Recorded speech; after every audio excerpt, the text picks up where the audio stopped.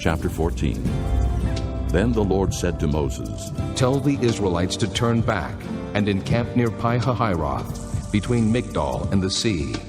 They are to encamp by the sea, directly opposite Baal-zephon. Pharaoh will think the Israelites are wandering around the land in confusion, hemmed in by the desert. And I will harden Pharaoh's heart, and he will pursue them. But I will gain glory for myself through Pharaoh and all his army, and the Egyptians will know that I am the Lord. So the Israelites did this. When the king of Egypt was told that the people had fled, Pharaoh and his officials changed their minds about them and said, What have we done? We have let the Israelites go and have lost their services. So he had his chariot made ready and took his army with him. He took 600 of the best chariots, along with all the other chariots of Egypt, with officers over all of them. The Lord hardened the heart of Pharaoh, king of Egypt, so that he pursued the Israelites who were marching out boldly. The Egyptians, all Pharaoh's horses and chariots, horsemen and troops, pursued the Israelites and overtook them as they camped by the sea near Pi-hahiroth, opposite Baal-zephon. As Pharaoh approached, the Israelites looked up, and there were the Egyptians marching after them. They were terrified and cried out to the Lord. They said to Moses, Was it because there were no graves in Egypt that you brought us to the desert to die? What have you done to us by bringing us out of Egypt? Didn't we say to you in Egypt, Leave us alone, let us serve the Egyptians? It would have been better for us to serve the Egyptians than to die in the desert. Moses answered the people, Do not be afraid. Stand firm, and you will see the deliverance the Lord will bring you today. The Egyptians you see today, you will never see again. The Lord will fight for you. You need only to be still. Then the Lord said to Moses, Why are you crying out to me? Tell the Israelites to move on. Raise your staff and stretch out your hand over the sea to divide the water, so that the Israelites can go through the sea on dry ground. I will harden the hearts of the Egyptians, so that they will go in after them. And I will gain glory through Pharaoh and all his army, through his chariots and his horsemen. The Egyptians will know that I am the Lord when I gain glory through Pharaoh, his chariots, and his horsemen. Then the angel of God, who had been traveling in front of Israel's army, withdrew and went behind them. The pillar of cloud also moved from in front and stood behind them, coming between the armies of Egypt and Israel. Throughout the night the cloud brought darkness to the one side and light to the other side, so neither went near the other all night long. Then Moses stretched out his hand over the sea, and all that night the Lord drove the sea back with a strong east wind and turned it into dry land. The waters were divided, and the Israelites went through the sea on dry ground, with a wall of water on their right and on their left. The Egyptians pursued them, and all Pharaoh's horses and chariots and horsemen followed them into the sea. During the last watch of the night, the Lord looked down from the pillar of fire and cloud at the Egyptian army and threw it into confusion. He made the wheels of their chariots come off, so that they had difficulty driving. And the Egyptians said, Let's get away from the Israelites. The Lord is fighting for them against Egypt. Then the Lord said to Moses, Stretch out your hand over the sea, so that the waters may flow back over the Egyptians and their chariots and horsemen. Moses stretched out his hand over the sea, and at daybreak the sea went back to its place. The Egyptians were fleeing toward it, and the Lord swept them into the sea. The water flowed back and covered the chariots and horsemen, the entire army of Pharaoh that had followed the Israelites into the sea. Not one of them survived. But the Israelites went through the sea on dry ground, with a wall of water on their right and on their left. That day the Lord saved Israel from the hands of the Egyptians, and Israel saw the Egyptians lying dead on the shore.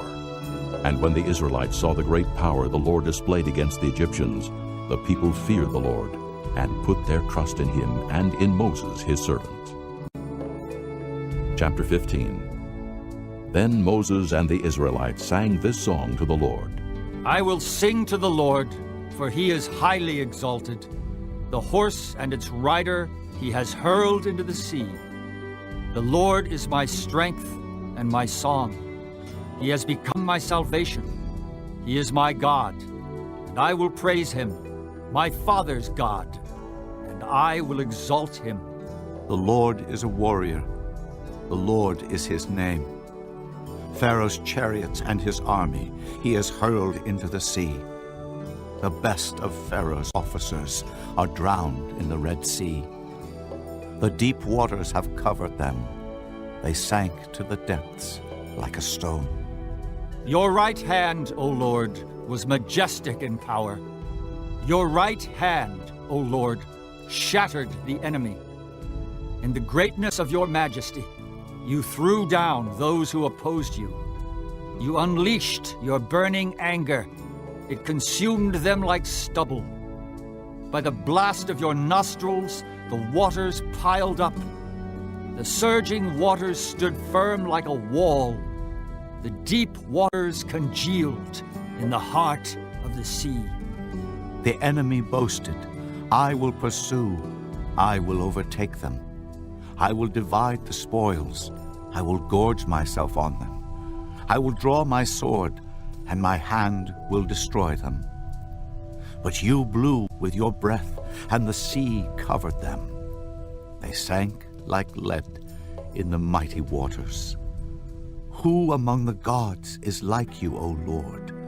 Who is like you, majestic in holiness, awesome in glory, working wonders? You stretched out your right hand, and the earth swallowed them. In your unfailing love, you will lead the people you have redeemed. In your strength, you will guide them to your holy dwelling. The nations will hear and tremble. Anguish will grip the people of Philistia.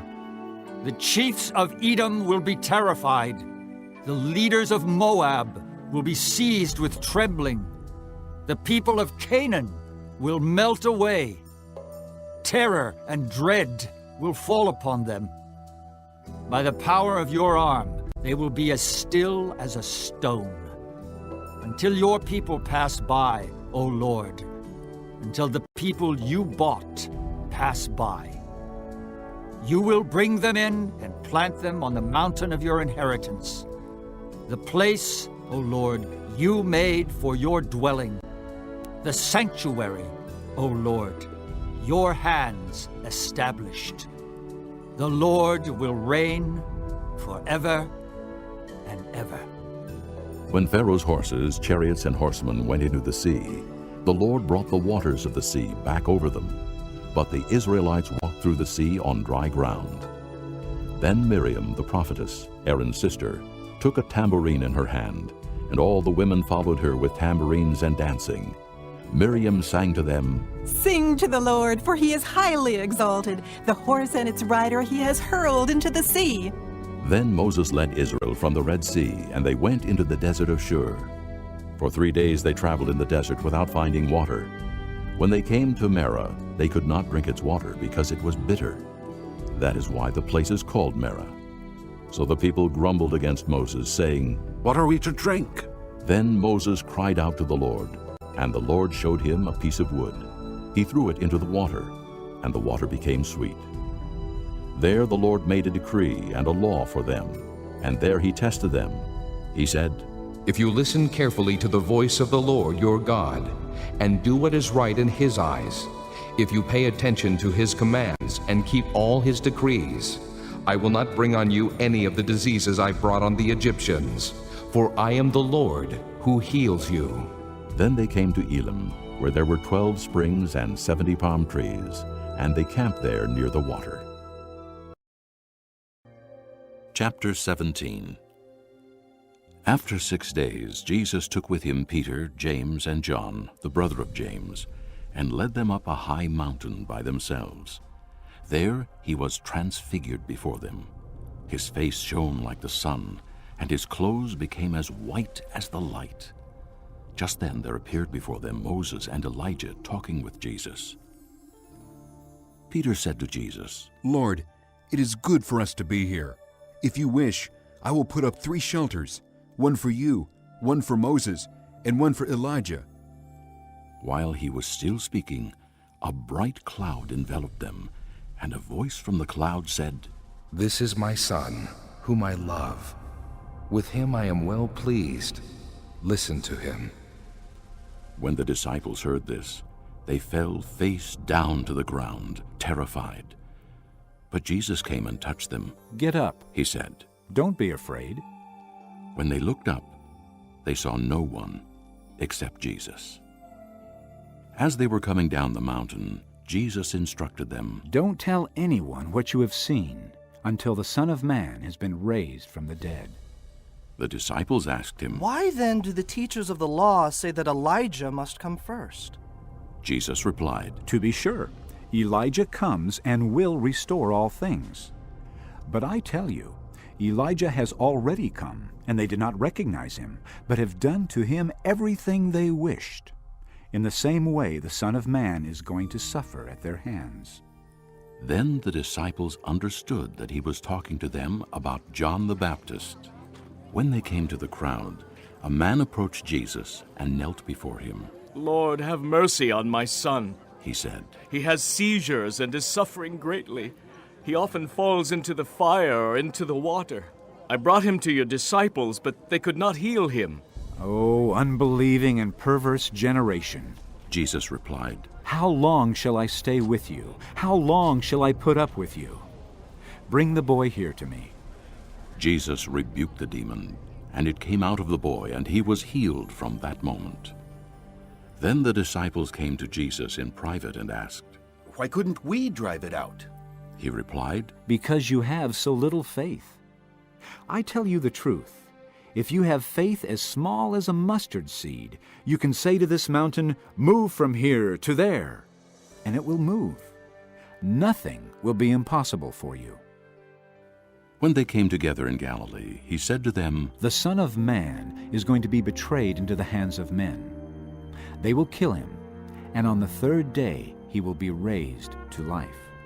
And the disciples were filled with grief.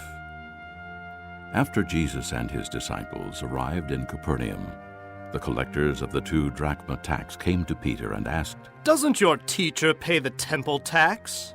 "Yes, he does." He replied. When Peter came into the house, Jesus was the first to speak. "What do you think, Simon? He asked, From whom do the kings of the earth collect duty and taxes? From their own sons or from others?" "From others." Peter answered. "Then the sons are exempt. Jesus said to him, But so that we may not offend them, go to the lake and throw out your line. Take the first fish you catch, open its mouth, and you will find a 4 drachma coin. Take it and give it to them for my tax and yours."